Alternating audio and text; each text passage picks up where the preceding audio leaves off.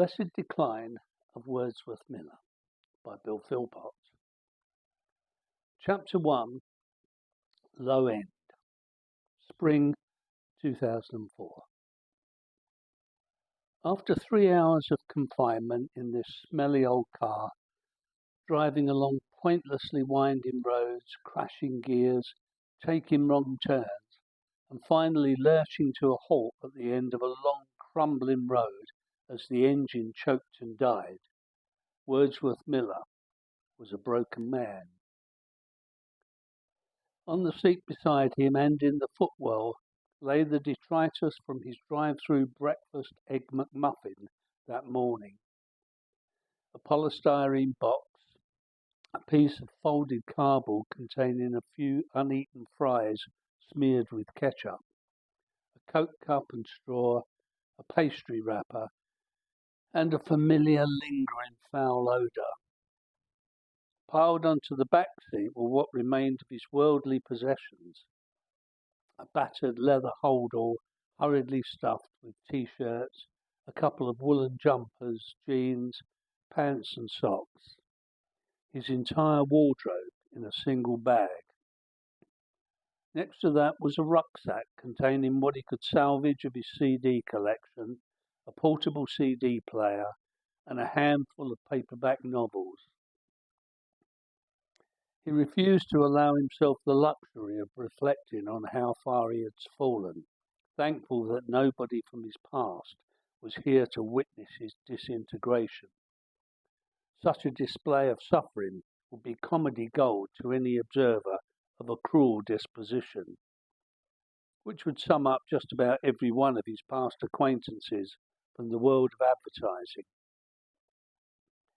Now aged 47, this was all he had to show for his years of prodigality and squandering what must have been at one time a moderately creative talent.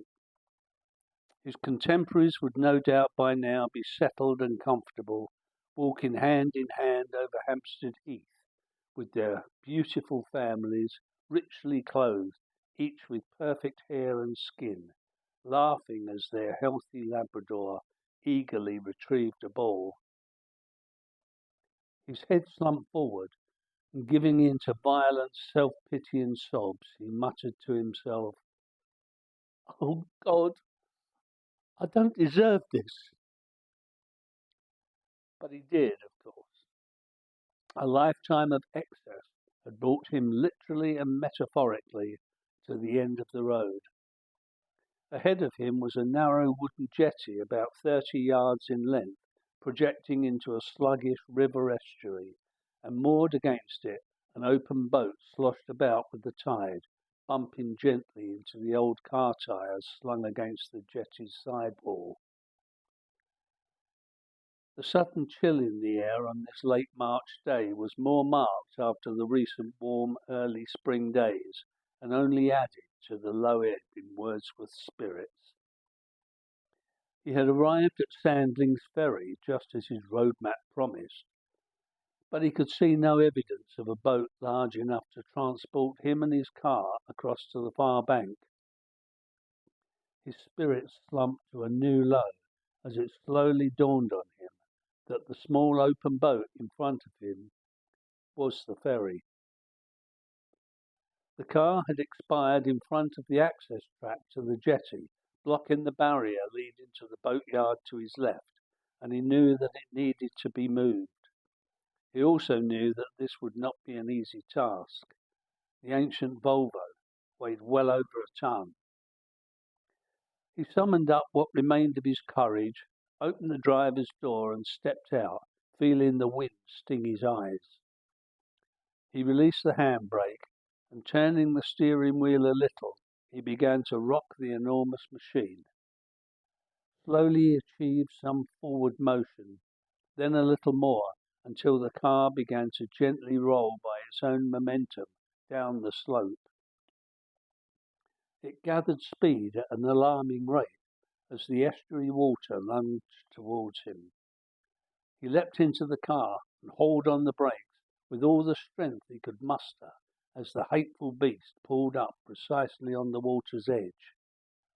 He was breathing like a steam train, and his heart pounded against his shirt front.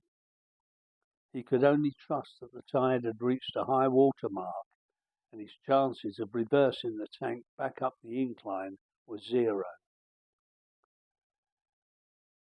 Wordsworth was exhausted as he stepped out of the car, trembling. He'd slept little the night before, being a natural worrier, but now he began hallucinating. He saw on the far side of the boatyard the figure of an angel, its halo glinting in the pale sunlight. Wordsworth blinked.